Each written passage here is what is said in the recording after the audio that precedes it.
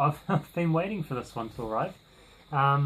So a shout out to TubeDinoz, Dean from Auckland. Thanks very much for sending me this kind beer mail. Lovely, lovely, lovely gift. I'll have to return the favour at some stage.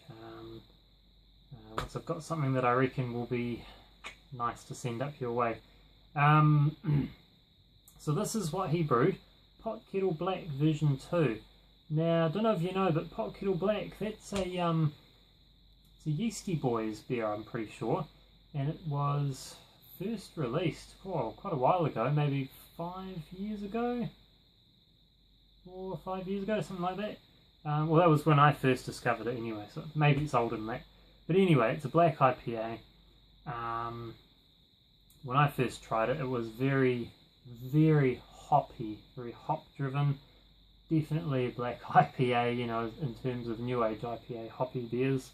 And then the second time I had it, which was about a year later, it was very malt driven. So black IPAs are quite a dynamic thing, really. And I mean, I've brewed a couple of them, and they've turned out a little bit different each time, and they're fun, you know. It's just how they are. So here it is, bottled on the 7th of March 2015, 4.7%. Oh, here we go. Northern Brewer, Rewaka and Motueka hops. Awesome, Dean. Cheers. Lovely. Good idea with the tag. Nice and simple. And you can print out, what, probably a good sort of 100 of those in the space of a couple of seconds, I'd imagine. Well, she's got carbonation, so that's good. We're not freaking out about that. Oh yes, that's a nice colour actually. Yeah, that's the sort of colour I'd probably aim for. That really sort of like dark brown kind of. It's not quite stouty, but it's dark enough that you kind of sort it in terms of the black sort of part. Hope that made sense. Right. Wow. It's opaque. So, it's actually got a bit of a red hue to it, so there you go, nice. It's opaque, I can't actually see through. It's got a slight tan head, about a finger of head. Lovely, really nice tight bubbles. Quite a sort of a, I don't know, what do you call it, frothy, sort of velvety kind of look to it, really nice.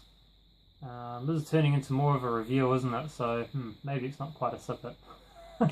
Anywho, but yeah, no, that's really nice. I would give that probably a 3 out of 3 for appearance, you know, on the BJCP scoring thing.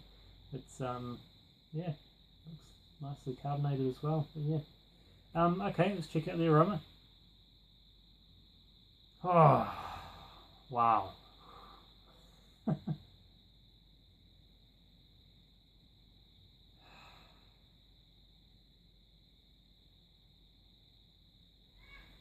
Now that is really interesting. Yeah, that's nice.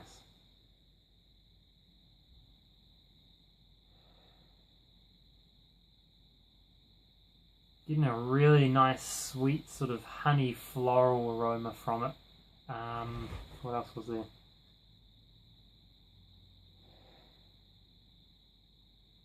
Like a touch of spice. Almost like a grassiness, and there's kind of this sort of this nice sort of general maltiness to it as well.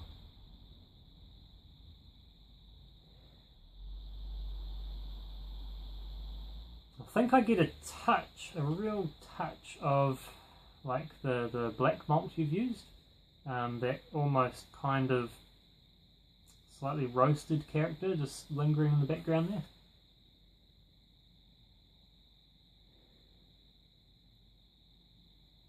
For some reason I get just a hint of diacetyl. I've actually had a few beers lately with diacetyl.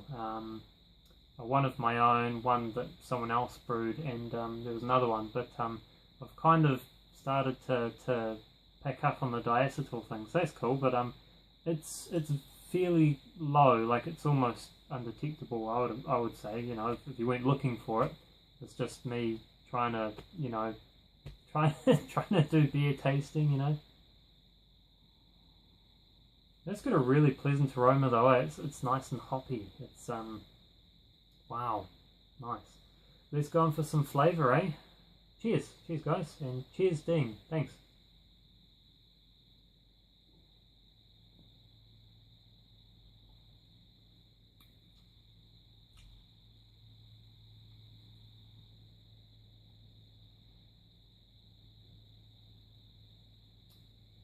Wow.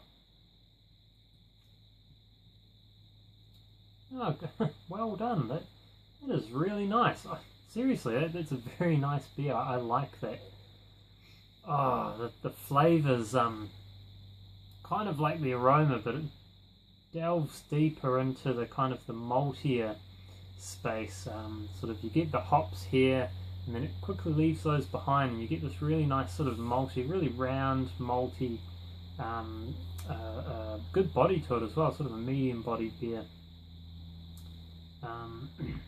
And you get that roastiness, that is definitely there, and it's a good level too. It's not in your face. It's very sort of not sort of subdued, but kind of in the middle space. So you're not drinking a porter or a stout. You're appreciating that nice sort of ale body, and then it just sort of comes in from the side. It's crazy to explain, but that's kind of the way I see it, I suppose, or the way I taste it.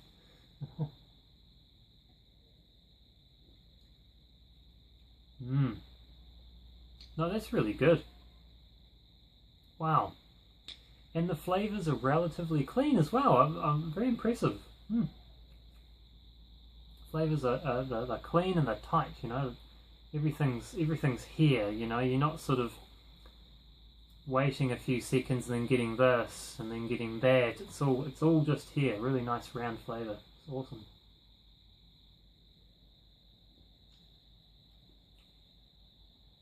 Cool. That makes me want to brew another black IPA. Except in my ones, I've used chocolate malt.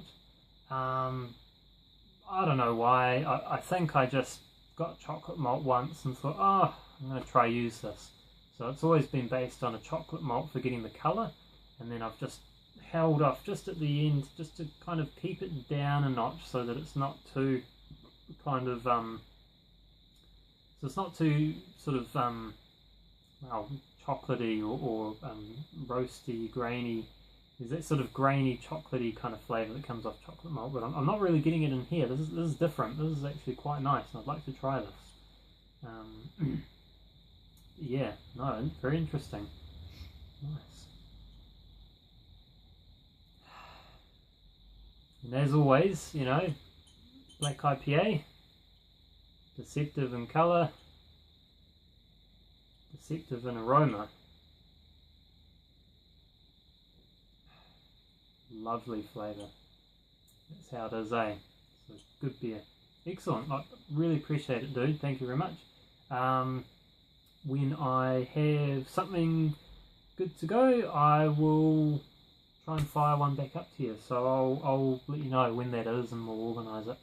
I see you spent $5 getting that beer down, and I vaguely remember last time I did a beer send to someone, it was about $5 as well, so it's not a bad deal really, is it? Especially from Auckland to Nelson, you know, it's good.